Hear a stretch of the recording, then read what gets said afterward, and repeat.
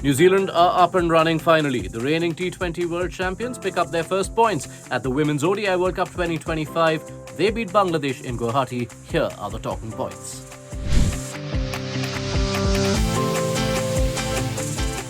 It had been pretty much Sophie Devine and nothing else for New Zealand with the bat so far this competition.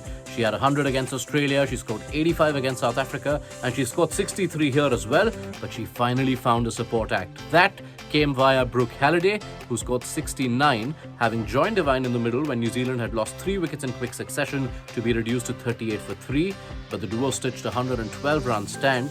Things weren't easy at all for batters. Bangladesh, with their 5 spinners who they rotate quite well, were stifling the run scoring for New Zealand. That is evidenced by the high number of dot balls. 55 dots for Halliday against the spinners, 38 for Devine, but they found a way to get the runs. Halliday deployed the sweep pretty well. She got 19 runs of sweeps and got a boundary of a reverse sweep as well. And Devine, after not getting a boundary for her first 65 balls, managed to find the fence and even clear the fence at the back end of the innings when she was looking quite drained, and that is what allowed New Zealand to put a competitive total on the board.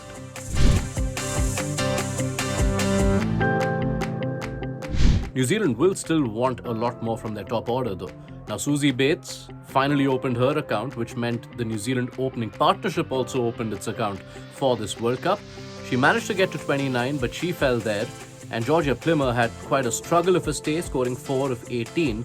And that means that New Zealand's openers between them in 6 innings so far have just 64 runs. That is something that will have to change. They were playing in Guwahati, where it's tough to score, but their next 2 games, which are against Sri Lanka and Pakistan, will be played in Colombo, and things haven't been quite that easy for batters at that venue either. So New Zealand will need their top order to pick up the slack if they are to pick up those points in those 2 games, because after that comes the big challenge of India and England in what will be potential knockouts to decide the semi-final berths.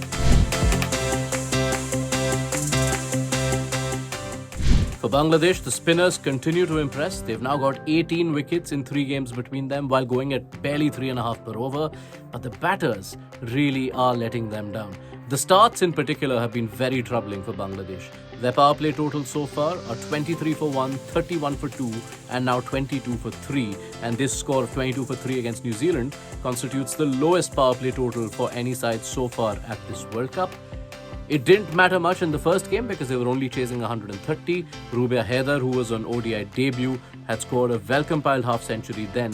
But Bangladesh decided to drop the more experienced Fargana Haq for their second game. And it's been Rubia and Sharmin Akhtar who've been at the top of the order for Bangladesh in the last 2 games, and there's just not been much of a flow to their innings. That is something that really needs to change. Even against England, it took a 43 of 27 from Rabia Khan batting at number 9 to take them to 178.